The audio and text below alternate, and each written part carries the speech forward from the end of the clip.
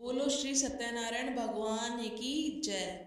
श्री सत्यनारायण भगवान की व्रत कथा। कलयुग के प्रारंभ में पवित्र तीर्थ स्थल नैमिषारण्य में 88,000 ऋषि एकत्र हुए। उन ऋषियों ने सर्वश्रेष्ठ मुनि श्री सुत जी से कहा, हे भगवान, कलयुग में मनुष्य में छल कपट और ईर्ष्या देश के बढ़ जाने से तेजी से अशांति फैल रही है। मनुष्य धर्म कर्म को भूलकर असहायों पर अत्याचार करने और धर्म विरोध आचरण करने में लिप्त है, जिससे वह पापों के बोझ से दबता जा रहा है।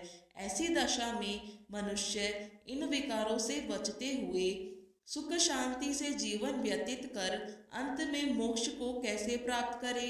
हे भगवान, मनुष्य के कल्याण के लिए ऐसा कोई उपाय बताइए जिससे मनुष्य को पुण्य मिले और उसकी सभी मनोकामनाएं पूरी हो सके। शास्त्रों के सर्वश्रेष्ठ विद्वान श्री सुत जी ने कहा, हे ऋषियों, आपने जगत के कल्याण की बात पूछी है। अब मैं उस श्रेष्ठ व्रत को कहूँगा जिसके प्रभाव से सभी प्राणी जीवन में सुख संपत्ति और समृद्धि पाते हैं, उनकी सारी इच्छाएं पूरी होती है। इस व्रत के विषय में एक बार देवर्षि नारद जी के पूछने पर श्री विष्णु भगवान ने उनसे जो कथा कही थी उसी कथा को मैं कहता हूँ। एक बार देवर्षि नारद मानव के कल्याण की इच्छा से विभिन्न लोकों में घूमते हुए पृथ्वी लोक में पहुँचे। उन्होंने वहां घूमते हुए देखा कि कोई पुरुष बोझा ढो रहा है, कोई भीख मांग रहा है, कोई नेत्रहीन होकर ठोकर खाते हुए जा रहा है। लोगों को कर्मों के अनुसार दुखों से पीड़ित देखकर वे सोचने लगे कि इन प्राणियों के दुख कैसे दूर होंगे। बहुत सोचने पर भी जब उन्हें कोई उपाय न सूझा तो वे विष्णु लोक की ओर चल दिए। नारद जी को देखकर श्री विष्णु भगवान ने मुस्कुराते हुए उनके आने का कारण पूछा। नारद जी ने श्वेत वर्ण और शंख, चक्र, गदा व पद्म से सुसज्जित 4 भुजाओं वाले श्री विष्णु भगवान से कहा, हे प्रभु, आप सर्वशक्तिमान हैं और सृष्टि का पालन करते हैं। मन और वाणी भी आपके गुणों का वर्णन नहीं कर सकते। आपका न कोई आदि है, न मध्य, न ही अंत है। आप सृष्टि के कण कण में विद्यमान हैं और अपने भक्तों के मनोरथ पूरे करने वाले हैं। मैं आपको नमस्कार करता हूँ। देवर्षि नारद जी की बातें सुनकर श्री विष्णु भगवान मुस्कुराते हुए बोले, हे मुनि श्रेष्ठ, निसंकोच अपने आने का कारण बताइए। नारद जी ने कहा, हे प्रभु, पृथ्वी लोक में मानव अपने कर्मों के अनुसार अनेक प्रकार के दुखों से पीड़ित हो रहे हैं। हे तीनों लोकों के स्वामी, मुझ पर कृपा करते हुए उनका दुख दूर करने का उपाय बताइए। इस पर श्री विष्णु भगवान बोले, हे नारद, अब मैं ऐसा व्रत बता रहा हूँ जिसे करने पर विश्व के सभी स्त्री पुरुषों का पापों से मुक्ति मिलेगी, उनकी निर्धनता दूर होगी और वे सुख संपत्ति के साथ आनंद पूर्वक जीवन यापन करेंगे। सारे प्राणियों के कष्टों को नष्ट करने वाला व्रत है श्री सत्यनारायण भगवान का व्रत। श्री सत्यनारायण भगवान के व्रत का पूर्णिमा और संक्रांति के दिन विशेष महत्व है। वैसे किसी भी दिन स्वच्छ होकर सायंकाल में कोई भी मनुष्य श्री सत्यनारायण भगवान की पूजा करे और श्रद्धा पूर्वक प्रसाद तथा चरणामृत ग्रहण करे तो परिवार सहित उसका कल्याण होगा, उसकी सारी मनोकामनाएं पूरी होगी और उसके घर में धन धान्य की कोई कमी नहीं रहेगी। कलयुग में मनुष्य के मोक्ष का यही एकमात्र सरल व उत्तम उपाय है। श्री सुत जी ने कहा, हे ऋषि मुनियों, अब मैं आपको उस निर्धन ब्राह्मण की कथा सुना रहा हूँ जिसने श्री सत्यनारायण भगवान का सबसे पहले व्रत किया। इस व्रत को करने से उसके सभी कष्ट दूर हो गए थे। आप सभी उसकी कथा ध्यान पूर्वक सुनो। प्राचीन काल में काशी नगरी में शतानंद नाम का एक ब्राह्मण रहता था। भिक्षा मांगकर वह अपना जीवन यापन कर रहा था। भिक्षा नहीं मिलने पर उसे भूखे पेट ही सोना पड़ता था। उसकी ऐसी दशा देखकर श्री सत्यनारायण भगवान एक दिन उस ब्राह्मण के समीप एक वृद्ध व्यक्ति के रूप में पहुंचे। उन्होंने उस ब्राह्मण से पूछा, हे विप्र, तुम इस प्रकार कष्ट सहते हुए कैसे जीवन यापन कर रहे हो? यह सुनकर ब्राह्मण बोला, हे मित्र, मैं बहुत गरीब ब्राह्मण हूँ। आय का कोई साधन न होने से भिक्षा मांगकर किसी प्रकार अपना जीवन यापन कर रहा हूँ। यदि आप मेरी निर्धनता को दूर करने का कोई उपाय जानते हो तो कृपा करके बताएं। तो वृद्ध व्यक्ति ने कहा, हे मित्र, श्री सत्यनारायण भगवान की पूजा करने, उनका व्रत करने, व्रत कथा सुनने और प्रसाद ग्रहण करने से तुम्हारी गरीबी अवश्य ही दूर होगी और तुम्हारी सारी मनोकामनाएं पूरी होगी। ब्राह्मण को व्रत का विधि विधान बताकर वृद्ध व्यक्ति रूपी श्री सत्यनारायण भगवान वहां से चले गए। निर्धन ब्राह्मण ने वृद्ध व्यक्ति द्वारा बताए गए व्रत को करने का निश्चय किया। प्रातःकाल उठकर श्री सत्यनारायण भगवान का व्रत रखने का निश्चय कर वह ब्राह्मण भिक्षा मांगने के लिए गया। उस दिन उसे भिक्षा में बहुत धन मिला। घर लौटकर उसने अपने आसपास के लोगों के साथ श्री सत्यनारायण भगवान की पूजा की और उन्हें व्रत कथा सुनाई। फिर सभी को प्रसाद देकर स्वयं भी ग्रहण किया। कुछ ही दिनों में उस ब्राह्मण की गरीबी दूर हो गई। उसके घर में धन धान्य की वर्षा होने लगी। अब वह ब्राह्मण हर माह श्री सत्यनारायण भगवान का व्रत करने लगा। हे श्रेष्ठ मुनियों, श्री सत्यनारायण भगवान का व्रत और पूजा करने से उस निर्धन ब्राह्मण के सभी कष्ट दूर हो गए। उस ब्राह्मण से श्री सत्यनारायण भगवान की व्रत कथा सुनकर अन्य व्यक्ति भी उनका व्रत करते हुए पूजा करने लगे। अब मैं आपको उन व्यक्तियों की भी कथा सुनाता हूँ जिनके कष्ट यह व्रत करने से दूर हुए। धन संपदा से संपन्न उस ब्राह्मण ने जब अगले माह श्री सत्यनारायण भगवान का व्रत किया तो उसमें से बहुत से बंधु बांधव और मित्र सम्मिलित हुए। उसी समय एक वृद्ध लकड़हारा वहां से गुजरा। बहुत तेज प्यास लगने के कारण वह जल पीने की इच्छा से लकड़ियों के गट्ठर को जमीन पर रखकर घर के आंगन में गया। वहां ब्राह्मण को व्रत करते हुए देखकर उसने ब्राह्मण से पूछा, आप किसकी पूजा कर रहे हैं? इस व्रत को करने से क्या लाभ होता है? कृपा करके मुझे बताइए। तब ब्राह्मण ने कहा, मैं अपने बंधु बांधवों के साथ श्री सत्यनारायण भगवान का व्रत और पूजन कर रहा हूँ। श्री सत्यनारायण भगवान की कृपा से ही मेरी निर्धनता दूर हुई है और मेरे घर में धन धान्य के भंडार भरे हैं। ब्राह्मण से इस व्रत के विषय में जानकर वृद्ध लकड़हारा बहुत प्रसन्न हुआ और भगवान का प्रसाद लेकर चला गया। चलते हुए लकड़हारे ने सोचा कि आज इन लकड़ियों को बेचने पर जो धन मिलेगा उस धन से मैं भी श्री सत्यनारायण भगवान की पूजा करूंगा। ऐसा विचार करने के कारण उस दिन उसे लकड़ियों के पहले से अधिक रुपए मिले। उसने उन रुपयों से केले की फली, घी, दूध, दही, गेहूं का आटा और शक्कर आदि सामग्री ली। घर लौटकर उसने अपने परिवारजनों के साथ श्री सत्यनारायण भगवान का व्रत और पूजन किया। श्री सत्यनारायण भगवान की पूजा करने और व्रत कथा सुनने के उपरांत प्रसाद बांटकर उसने स्वयं भी प्रसाद ग्रहण किया। इससे लकड़हारे के घर में धन धान्य की वर्षा होने लगी। श्री सत्यनारायण भगवान की पूजा करते हुए लकड़हारा आनंद पूर्वक जीवन बिताकर अंत में बैकुंठ धाम को गया। श्री सुत जी ने कहा, हे श्रेष्ठ ऋषि मुनियों, अब मैं आगे की कथा सुनाता हूँ। प्राचीन काल में कनकपुर में उल्कामुख नामक एक बुद्धिमान राजा था। राजा सत्यवादी और जितेंद्रिय था। वह प्रतिदिन मंदिर में जाकर श्री सत्यनारायण भगवान की पूजा करता था और निर्धनों को अन्न, वस्त्र आदि देकर उनके कष्टों को दूर करता था। उसकी पत्नी सुभद्रा बहुत सुशील, सती, साध्वी थी। वे दोनों हर माह श्री सत्यनारायण भगवान का व्रत करते थे। एक बार वे दोनों बहुत से अन्य लोगों के साथ बृहदशिला नदी के किनारे श्री सत्यनारायण भगवान की पूजा कर रहे थे।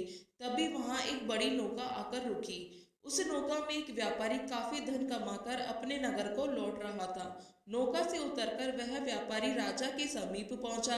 राजा को पूजा करते हुए देखकर उसने पूछा, हे राजन, आप किसकी पूजा कर रहे हैं? इस पूजा से क्या फल मिलता है? राजा ने उस व्यापारी से कहा, मैं अपनी प्रजा के साथ श्री सत्यनारायण भगवान की पूजा कर रहा हूँ। इस पूजन और व्रत के प्रभाव से मेरे राज्य की सारी प्रजा सुखी रहती है। यह कथन सुनकर व्यापारी ने कहा, हे राजन, मैं भी श्री सत्यनारायण भगवान का व्रत करना चाहता हूँ। कृपा करके इसकी विधि बतलाए। राजा ने व्यापारी को पूरी विधि बताई। फिर राजा ने व्रत कथा सुनकर अन्य लोगों के साथ व्यापारी को भी प्रसाद दिया और स्वयं भी ग्रहण किया। वह व्यापारी फिर अपने नगर लौट गया। व्यापारी ने घर पहुंचकर अपनी पत्नी लीलावती से कहा, हमारे कोई संतान नहीं है। यदि श्री सत्यनारायण भगवान की अनुकंपा से हमारे कोई संतान हुई तो मैं उनका व्रत अवश्य करूंगा। व्यापारी के ऐसा निश्चय करने के कुछ समय बाद लीलावती गर्भवती हुई और 10वें माह उसने एक सुंदर लड़की को जन्म दिया। व्यापारी ने पुत्री के जन्म पर बहुत खुशियां मनाई, लेकिन व्रत नहीं किया। लीलावती की याद दिलाने पर वह बोला, अभी मैं व्यापार में व्यस्त हूँ। जब मैं इसका विवाह करूंगा तब श्री सत्यनारायण भगवान का व्रत अवश्य करूंगा।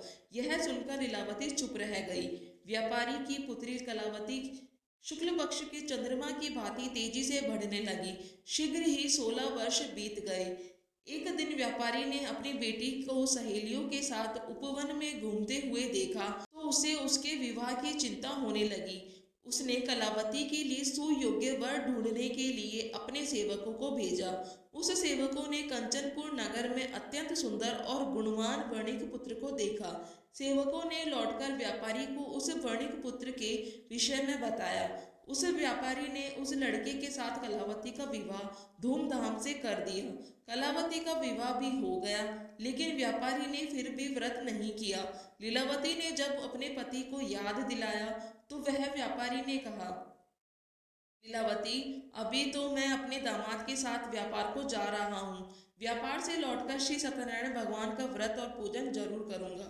यह कहकर व्यापारी अपनी नौकाओं में सामान भरकर अपने दामाद और सेवकों के साथ व्यापार के लिए चला गया। उस व्यापारी के बार बार व्रत का निश्चय करने और फिर व्रत न करने से श्री सत्यनारायण भगवान क्रोधित हो गए। व्यापारी अपने दामाद के साथ रत्नसारपुर नामक नगर में पहुंचकर व्यापार करने लगा। श्री सत्यनारायण भगवान की माया से कुछ चोर राजा के महल में चोरी करके भाग रहे थे। भागते हुए चोरों ने पीछा करने वाले सैनिकों से बचने के लिए चोरी का माल व्यापारी की नावों में छिपा दिया और आसानी से भाग गए। चोरों का पीछा करते हुए सैनिक व्यापारी की नावों के पास पहुंचे। नावों की तलाशी लेने पर उन्हें राजा का चोरी गया धन मिल गया। तब वे सैनिक उस व्यापारी और उसके दामाद को बांधकर राजा चंद्रकेतु के पास ले गए। राजा ने उन दोनों को कारावास में डाल दिया और उनका सारा धन जब्त कर लिया। श्री सत्यनारायण भगवान के प्रकोप से उधर लीलावती भी कई मुसीबतों में पड़ गई। चोर उसके घर से सारा धन चुरा ले गए। भूख प्यास से व्याकुल कलावती अन्न की चिंता में एक ब्राह्मण के घर गई। वहां श्री सत्यनारायण भगवान की व्रत कथा हो रही थी। वहां पर लीलावती ने भी भगवान श्री सत्यनारायण भगवान की व्रत कथा सुनी और प्रसाद लिया। फिर घर लौटकर उसने अपनी माँ को सारी बात बताई। कलावती से सुनकर लीलावती ने भी श्री सत्यनारायण भगवान का व्रत करने का निश्चय किया। अगले दिन लीलावती ने अपने परिवार के साथ श्री सत्यनारायण भगवान का पूजन किया और फिर सबको प्रसाद बांटकर स्वयं भी ग्रहण किया। लीलावती ने अपने पति और दामाद के शीघ्र घर लौट आने की कामना से यह व्रत किया था। लीलावती के विधि पूर्वक व्रत करने और प्रसाद ग्रहण करने से श्री सत्यनारायण भगवान प्रसन्न हो गए और उसकी मनोकामना पूरी की। राजा चंद्रकेतु को स्वप्न में दर्शन देकर कहा, हे राजन, वह व्यापारी और उसका दामाद बिल्कुल निर्दोष है। सुबह ही उन दोनों को छोड़कर उनका सारा धन लौटा दो, अन्यथा तुम्हारा सारा धन, वैभव, राज्य आदि नष्ट कर दूंगा। इतना कहकर भगवान अंत ध्यान हो गए। प्रातः होते ही राजा चंद्रकेतु ने अपने मंत्रियों और राज ज्योतिषी को रात के स्वप्न के बारे में बताया और तुरंत उन दोनों को छोड़ दिया। उनका सारा धन भी लौटा दिया। इस प्रकार से श्री सत्यनारायण भगवान की कृपा से वे दोनों अपने नगर की ओर चल दिए। श्री सुत जी बोले, उस व्यापारी ने अपने दामाद के साथ शुभ मुहूर्त में नौकाओं से प्रस्थान किया। लंबी यात्रा के बाद एक नगर के तट पर नौकाओं को रोककर दोनों भोजन करके विश्राम करने लगे। तभी श्री सत्यनारायण भगवान साधु के रूप में वहां पहुंचे।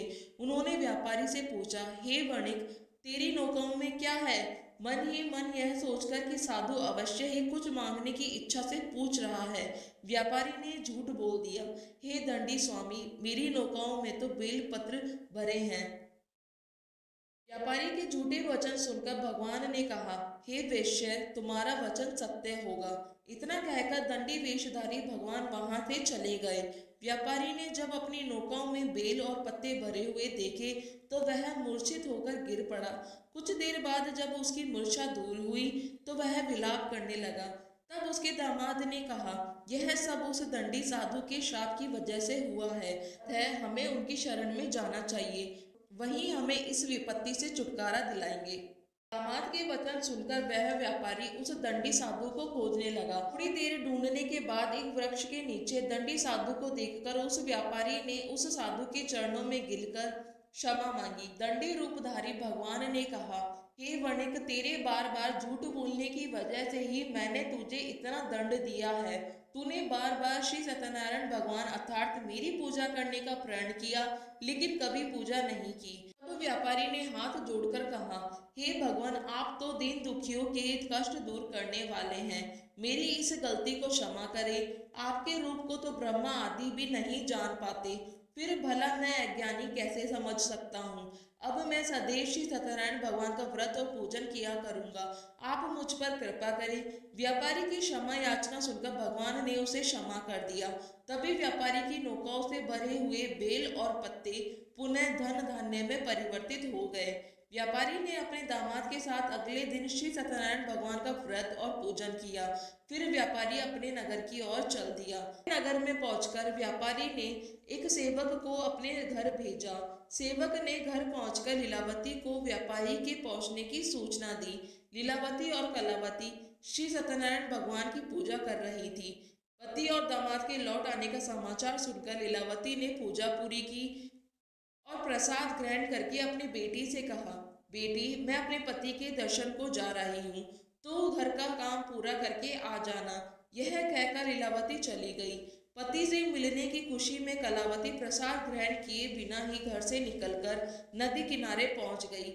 उसके प्रसाद ग्रहण न करने पर भगवान क्रोधित हो गए। उन्होंने व्यापारी की नौकाओं को उसके दामाद सहित नदी में डुबो दिया। अपने पति को वहां न पाकर कलावती जोर जोर से रोने लगी। तब व्यापारी ने कहा, पुत्री, अवश्य ही तुझसे कोई भूल हुई है जिससे भगवान ने तुझे यह दंड दिया है। तब व्यापारी ने भगवान से प्रार्थना की, हे भगवान, मेरे परिवार के किसी सदस्य से कोई भूल हुई हो तो उसे क्षमा कर देना। तभी आकाशवाणी हुई, हे वणिक, तेरी पुत्री मेरा प्रसाद छोड़कर चली आई है।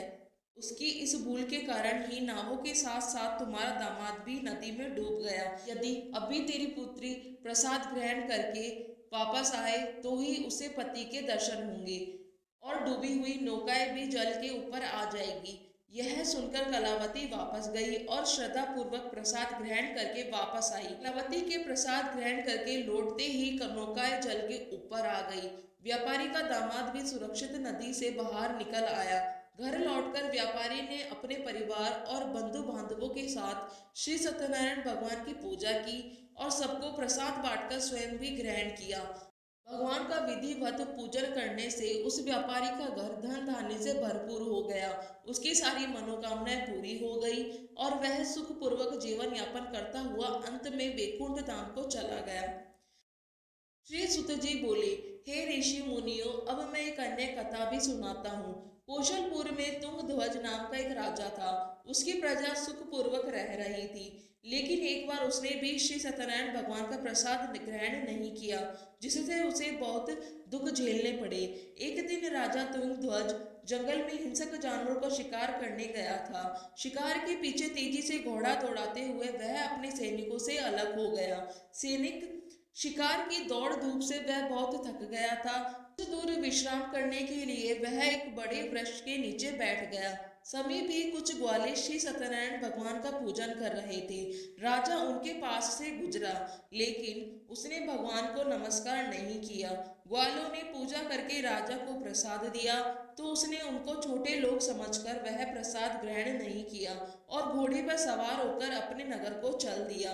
महल के पास पहुंचते ही राजा बुरी तरह चौंक गया। महल में आग लग गई थी। जल्द ही पूरा महल जलकर राख हो गया था और उसकी पत्नी, पुत्र, पुत्री आदि भी जल गए।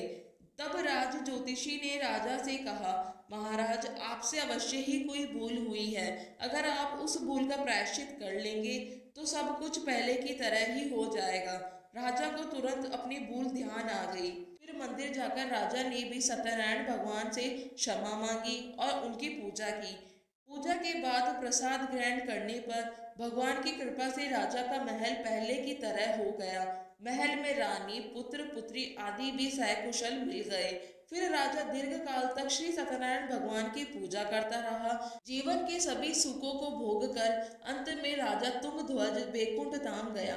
इस प्रकार जो व्यक्ति श्री सत्यनारायण भगवान का व्रत और पूजन करता है, उसके सारे दुख व चिंताएं दूर हो जाते हैं। उसके घर में धन धान्य के भंडार भरे रहते हैं और उसकी सारी मनोकामनाएं पूरी होती है। अंत में मनुष्य सीधे बैकुंठ धाम चाहता है। श्री सुत जी ने कुछ क्षण रुक कर कहा, हे श्रेष्ठ ऋषि मुनियों, पूर्व जन्म में जिन लोगों ने भी श्री सत्यनारायण भगवान का व्रत किया, उन्हें अगले जन्म में भी सुख मिले।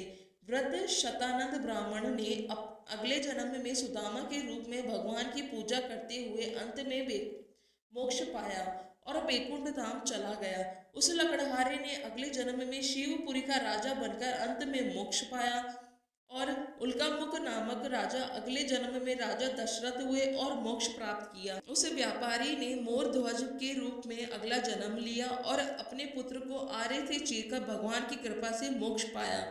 राजा तुंगध्वज ने मनु के रूप में अगला जन्म लेकर भगवान की भक्ति और सद्कर्म करते हुए मोक्ष प्राप्त किया और बैकुंठ धाम को चले गए। हे श्रेष्ठ ऋषि मुनियों, श्री सत्यनारायण भगवान का व्रत और पूजन करने से मनुष्य की सभी चिंताएं दूर होती है, उसकी सभी मनोकामनाएं पूरी होती है। अंत में धन धान्य के भंडार सदा भरे रहते हैं और अंत में वह जन्म जन्मांतर के चक्र से मुक्त होकर मोक्ष को प्राप्त होता है। बोलो श्री सत्यनारायण भगवान की जय।